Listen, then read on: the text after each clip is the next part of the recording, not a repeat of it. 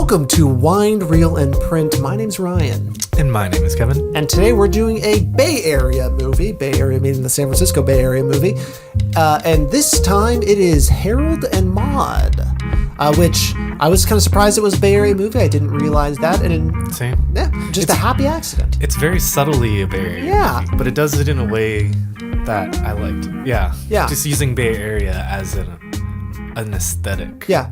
To complement the themes of the film. And it is very Bay Area, not just San Francisco. Yeah. Like we're talking about it's mostly all over the place. I don't even know if it might have been in San Francisco just for a moment. There's some San Francisco stuff. Palo Alto. Yeah. Half San Moon Mateo. Bay, San Bruno, Redwood City. Yeah. And then the bridge from San Mateo, that bridge down there, Yeah. Pretty sure it was that one. Yeah, there's no. Not what was the bridge? Do you remember the bridge? The bridge? Yeah, the bridge where the cop is chasing them. Well, folks, it isn't that exciting to be, but there is a bridge in the movie, and it does at some point. But there's also even just seeing where they were by the overpass that I sometimes drive by. That Emeryville Mud Flats. Oh yeah. They had that too. Oh, cool. Yeah, which is over here. Yeah, and then that might even be what I'm thinking of. But yeah, there was some stuff by the freeway where I always exit near Gilman Street, and I was like, oh my gosh, they're sitting out there in kind of the muddy waters, and there were all these beautiful little art pieces out there, and I was like, oh man, I wish we still had stuff like that. It's the Fremont one, the Dumbarton. Oh, okay, got it. Yeah. Dumbarton. Yeah. So yes, we have a Bay Area movie in Harold and Maude, and it came out in, when was it? 1971. 1971. About you guessed it, Harold and Maude. Harold being a rich. Actually, I'm going to read this. The plot follows the exploits of Harold Chasen, a young man who is intrigued with death and who rejects the life of his detached mother, the life his detached mother prescribes for him. Mm-hmm. Harold develops a friendship and eventually a romantic relationship with 79-year-old Maude, who teaches Harold about the importance of living life to its fullest. Yeah. So what did you like about this film from a formal aspect? I appreciated the unique, something I kind of brought up just before we started recording is how it really feels like Wes Anderson. Yeah. Before Wes Anderson. And I think that was the first thing that kind of caught me off guard, was it was funny. I mean, it opens with a very dark moment and immediately uses it for humor. It doesn't wait on it too long. Right. Which was really cool and just different. And I was like, it immediately let me know what the tone of the film is going to be. When he fakes his death. Yeah, when he fakes his death. I really and I think that is something that you even see in Wes Anderson, right? Is his discussion of grief. Yeah. And looking at death in a comedic way, especially Asteroid City, right? Looking at existence and stuff like that. Yeah. Definitely relates from a formal aspect, but also from themes and stuff too. Exactly. Yeah. Yeah. And then I liked the look of it. It felt very of the era, which was great. Felt like I was watching an old movie. It did feel like, even it almost looked like it had some blur to it too. It just felt old. Yeah. Had some really cool locations as well. Obviously, it's the Bay Area stuff. Yeah. Overall, I was just having kind of a good time. Yeah. Yeah, it was very quaint and cute, and I just was giggling the whole time. Yeah. A lot of fun. And it's I really enjoy, I think it's called 3,000 Years of Longing, the George Miller movie. Yeah. Another unconventional romantic film. Okay. Which I appreciate. I appreciate something a little different, and where you can kind of get a very unique perspective. Obviously, Maude being a really great character that pushes a character like Harold into those kind of situations that he wouldn't really get into or be involved in. and makes him better for it. And by the end is a completely changed individual. Is playing the banjo. Yeah. He went from hanging himself to banjo playing, which I think is about as progression as you can get in the film. Right. Like the juxtaposition of life and death. Yeah. I think, yeah. Going from that kind of youthful nihilism that you would end up seeing and finding some sort of like sincerity out of that. Yeah. I thought that was most surprising. Like her kind of these little monologues that she has about like understanding life, especially when you get that she's about to die, right? Or she kind of commits suicide herself. Like, I think that juxtaposition of like someone approaching death versus someone about to start their life, like kind of comes out in these two characters in an interesting way. Yeah. And he is definitely someone that I don't think he really entertains death in like an actual sense. Like, I don't think when he's pretending to commit suicide, because that's what he does in most of the film, is he's like trying to kill himself or harm himself, or harm himself, but mostly as a means of getting at his mom, I think, more often than not. But maybe the film is trying to say it a little differently, because I know he does ask, the therapist does ask him how many times he's done it, and if he does it only because of his mom, and he says no. But then he says, like, after I did it that first time, like, I just wanted to keep doing it, or something along those lines. Like, when he described the first time he did it. So it was something a little different, and it makes it like a more of a malleable character trait, because it's kind of hard to like really explain away someone like being suicidal, and they just meet like someone with good vibes, and all of a sudden they're not anymore. I actually have something that I feel like describes that maybe. Yeah. I write in my thing, at the core of Harold and Maude is the idea of performativity and role-playing. Society asks us to inhabit roles to fit within predestined segments of family, school, work, blah, blah, blah. Harold's obsession with faking his death is a pointed attempt to deny his participation in society's role-playing. And all Harold needed was someone who can join in on the charade. Yeah. So, like, Maude kind of being the person who shows him that like you don't have to do it and you don't have to play by these rules. Like, I'm gonna steal this car, I'm gonna live wherever the fuck I want, I'm gonna just steal people's shit. Like, it doesn't matter at the end of the day. Yeah. That to her, right? Like, she can just do whatever. And like I liked the point where we get at the end with the third girl that the mom kind of like offers up, I guess, to Harold in a weird way. And she doesn't care. Yeah. She's a Shakespeare actor, which I think ties into a previous episode. Yeah.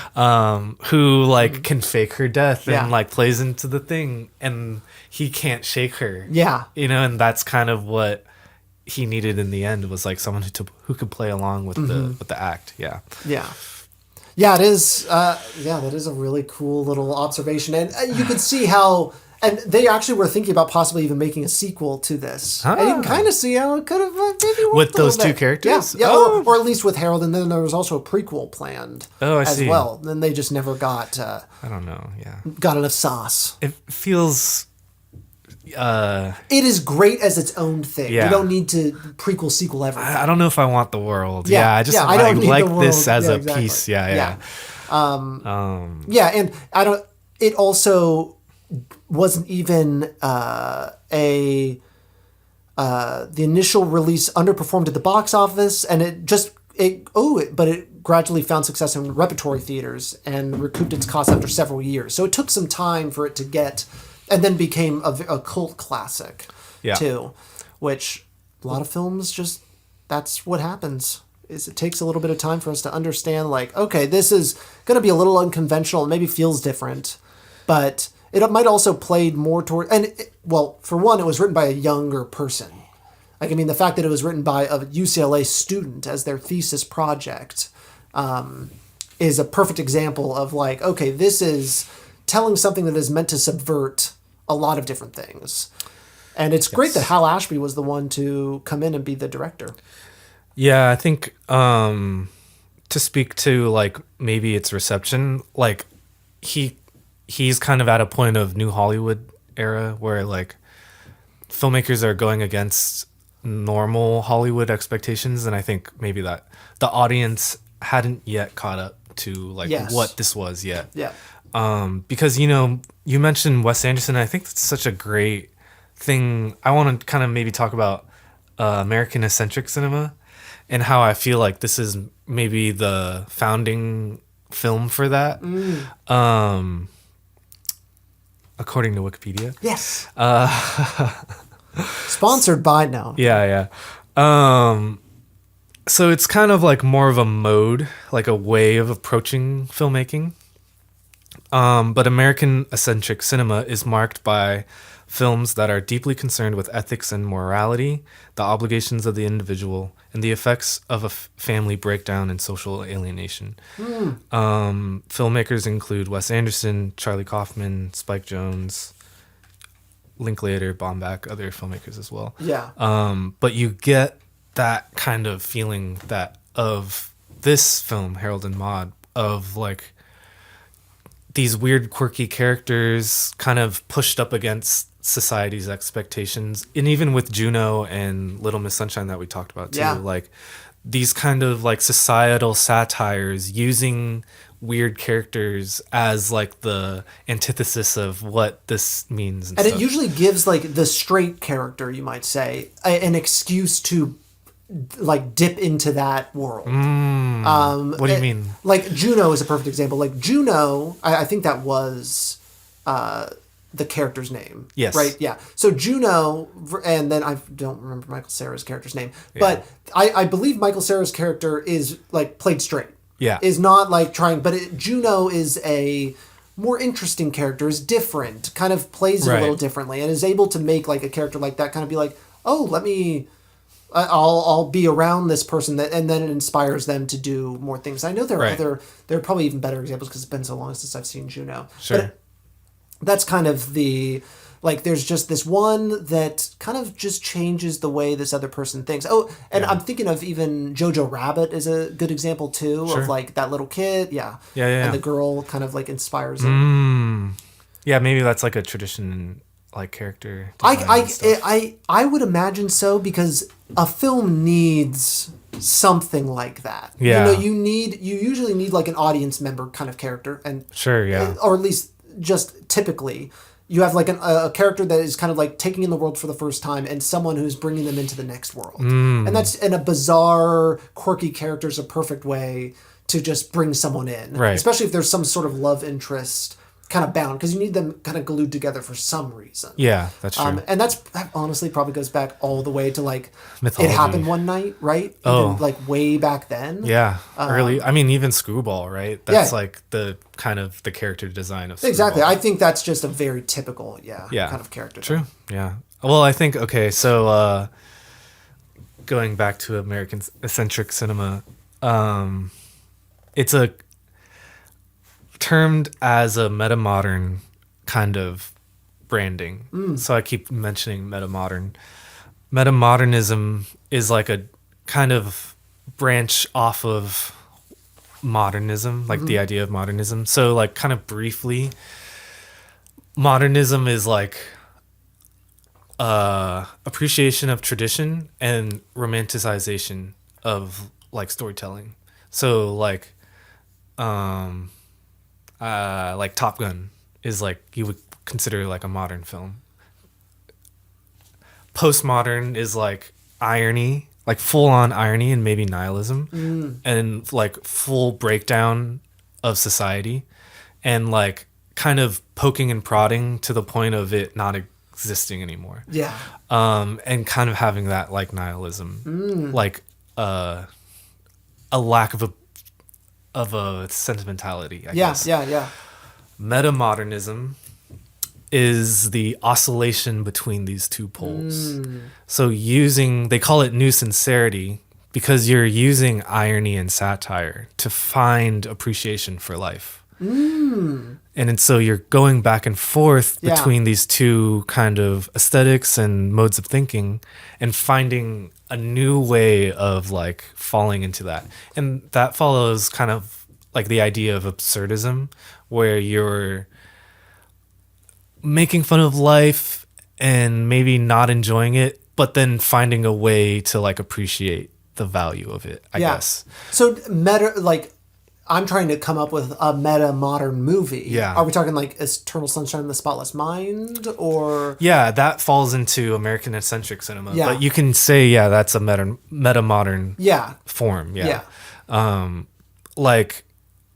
Or even Everything Everywhere All at Once is literally using that as like the character juxtapositions of like not caring and caring, right? And like how does that like work? And even just like the meta-ness of that film, right? It's totally. It's like so much into the fabric of it. Yeah. Yeah, so like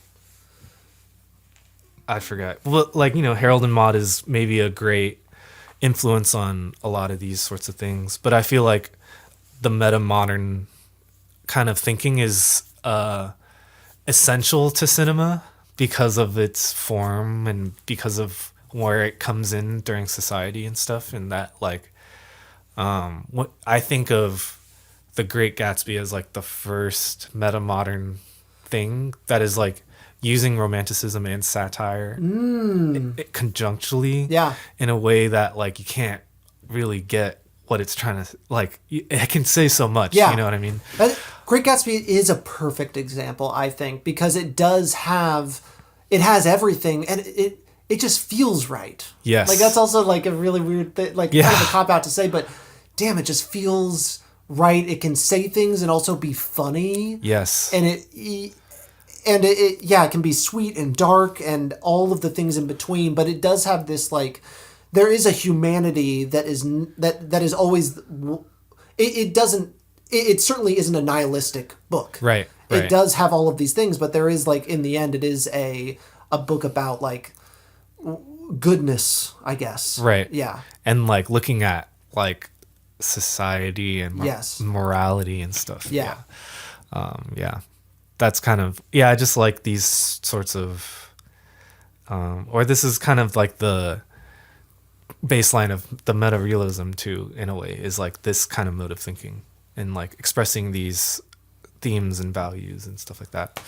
I got to do some more research on this because I definitely want to learn more, and that is a lot. But and it feels like it's just one of those things, and it's the nature of this podcast, and it's the nature of me being someone that is still learning and still kind of growing in all of these spaces. Sure. But it all is just the fabric of cinema. Yes. And the language of it, and it's all about like, putting a name to it and pulling out and being like, oh, it's this thing, and then how it relates to everything. Mm-hmm. I think that's really cool. I got to check out some more meta-modern things. Yeah. And so obviously this isn't considered meta-modern, is it? My argument is that it is a meta-modern film. Okay. Because it's like, I like the juxtaposition of like this kid who is trying to kill himself, like literally a manifestation of death. And then you have this woman who's like fully embracing the appreciation of life to the point of like self-degradation in a way. Yeah. Like blindly. And like how each of them can help each other move into the next phase of their life or death or whatever. I think that is the meta-modern thing, right? Yeah. Is like these two poles playing off of each other and then finding resolution within it. Like that is undefinable. That is like, you can't put a word onto it and stuff like that. Yeah. Yeah. Okay, that makes sense. Because I was like expecting it to be a nihilist thing because of the era that it was made. And like, I just have an expectation with that sort of filmmaking. But then it becomes the most sweetest thing at the end. And the message that I pull by the end, I'm just like, wow, that is like so heartfelt, like almost on the verge of tears. You know what I mean? It was so good and so sweet, and really surprised me. But it's also, it really is the same way I feel about Wes Anderson movies a lot of times, especially the early ones, is just like how it can go there. Like Royal Tenenbaums is a perfect example of like, eventually you get to a scene where Luke Wilson's character is cutting his wrists. Right. And like to get all the way to that point, and then the movie can recover from that and be fun again. Yeah. Like, but take itself, like it really is serious. Yeah. And even by the end, we get to a very serious moment where Harold is like really distraught about what Maude has done. Right. Like the tone completely changes. Right. It's the first time you see Harold really care. Right. And to have that, just like to even think of that, like, it's just great. It's you know, great. I loved it. It great. just it feels good. If there's anything you can get from this, it's just that it feels just right. And it dances, and I don't even think we talked about the music, but the music is so good too, and that's also very Wes Anderson to me. And even like within the framings, you know, like when he's talking to the priest and the general and I forget who else, but it's like face therapist, like a straight on, like the production design is so like perfect. And it is exactly. It was wild once I saw it. I was just like, oh my God. Yeah. This is totally, and I haven't found anything where Wes Anderson has been like, oh yeah, Hal Ashby, because I guess Hal Ashby's films are a lot like this. And so I need to actually see more of them. But like, you could probably find something. Yeah, exactly. People online were like, oh, what are some movies that directors would like? And so it was like a Reddit thread, and some of them were absolutely insane. But someone was like, oh, Wes Anderson would like these. So I haven't seen anything, but it's like, okay, there is this idea that Hal Ashby, especially this film, does have some connection. But I would be really curious of what Wes Anderson and a lot of these other directors. Yeah. I mean, Wes Anderson, he's an interesting thing. Because he has a lot of influences, and I think what makes him so unique is that he's pulling from a lot of different and he people. Has a very unique style. Like he can pull from all of this and do something that it's the most obvious style, I think, for anyone who's goes to film school. That's the easiest one to point to. Like, this is what film style exactly look like. For sure. I had another point. Oh yeah, just comparing Y tu mamá también. Harold and Maude. Let's see. Yeah, I'd say like and I personally have not seen this film, but so Y tu mamá también is a film by Alfonso Cuarón. He's a Mexican filmmaker, and it was like one of his early kind of films. And I guess it's like in the tradition of this Harold and Maude kind of quirkiness, but also like in the story, both have young men who enter relationships with an older woman. The older woman is dealing with her death, like the imminence of her death. There's like a boyish immaturity that juxtaposes the woman's wisdom, and then these clashing identities are like matched by hedonistic appreciation for life and also its misgivings. And the films kind of represent completion of a cycle, starting and restarting, like endings and beginnings, and end up being like didactic playgrounds for life lessons and bittersweet farewells. That is exactly what Harold and Maude is. So that makes a lot of sense. Yeah, and I think Cuarón maybe had mentioned there was a similarity unknowingly. Yeah. And I think that happens a lot, right? Like with Josh, like the things that we like and influence us can somehow subconsciously come through in the stuff that we end up making. I imagine for a lot of people this film had and especially when you get a movie that becomes a cult classic. Yeah. It is going to seep in everything because it is just such a unique vision and style that you can easily play against any of the other films that came out of around that time. It probably was very unique compared to everything else, so it'll always stand out and be kind of like have some depth to it. Yeah Right on. Yeah, it's interesting. I wonder I guess, how do you think this film relates to the Bay Area in like a thematic and maybe formal way? Oh, I mean, I think aside from the setting, you know. Yeah. I mean, I think it is what the Bay Area has in its history is obviously the Summer of Love. Okay. And those things and hippie culture. Like counterculture, Exactly. And obviously she, kind of represents hippieism in a way, like this kind of like throwing off of the shackles of like what our purpose is, especially of a rigid culture. And you can see that especially when it comes to, in this film, when it comes to the Vietnam War is happening in the middle of this film, and they make fun of it, and they make fun of the military in this, which kind of really surprised me, because you don't really see that in movies even now. Like I feel like there isn't enough, there's still a lot of like reverence to the military, especially when it comes to like Marvel movies. Like you'll never, like that's such an integral part of all of these things. That's because Come on, Kevin, say it. Because there's movies that the military are funding. Exactly. And you can't talk bad about the military. Yes. But I think that's a unique aspect of the Vietnam War and just like that era of America, is that there was so much postmodern thought was like critiquing these, not just the military, but these big structures of society and like the politics of education. Like we were critiquing things, and that's how we were like breaking things apart and stuff. And that's what they do in this film too, more than just the military, the church, the I forget someone else, but like all these pillars of the community, and they kind of cast them in like a weird, like they're dumb kind of a thing. I feel like that was the kind of defining aspect of that era. You know, and I will say, to help you with that thought that you keep dropping, the third thing, it's the military, it's the priest, and then it's the therapist.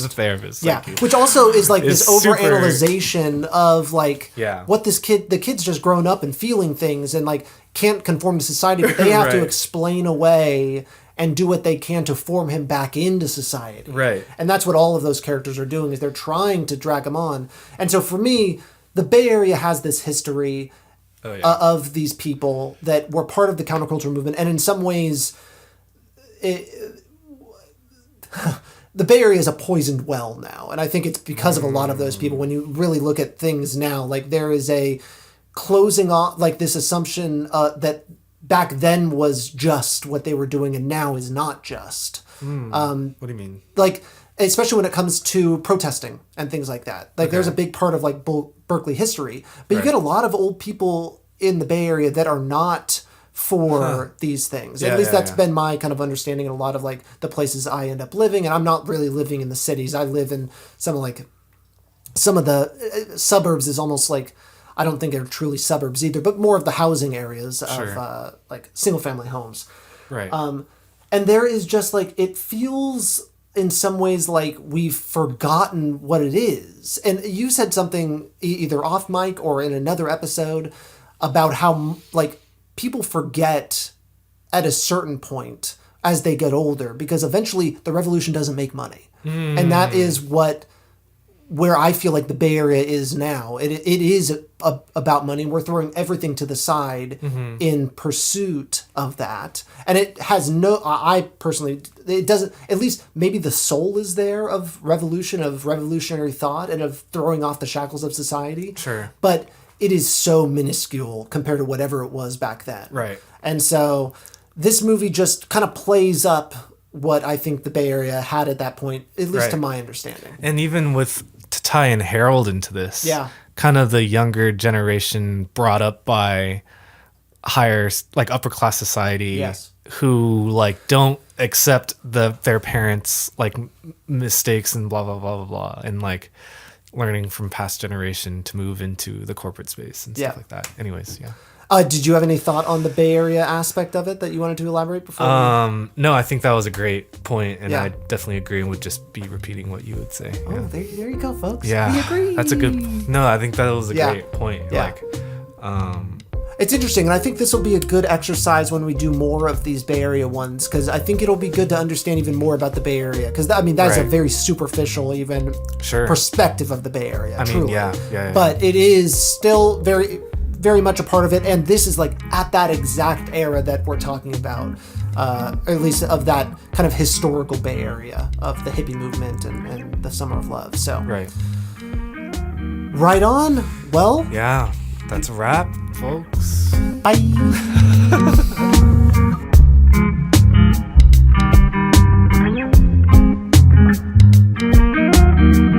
Wind Reel in Print is a podcast by Salad Brain Productions. You can find us on Instagram at Wind Reel in Print Pod. You can also find us wherever you get your podcasts. And please, if you like the show, leave a rating and review. We'll see you next time.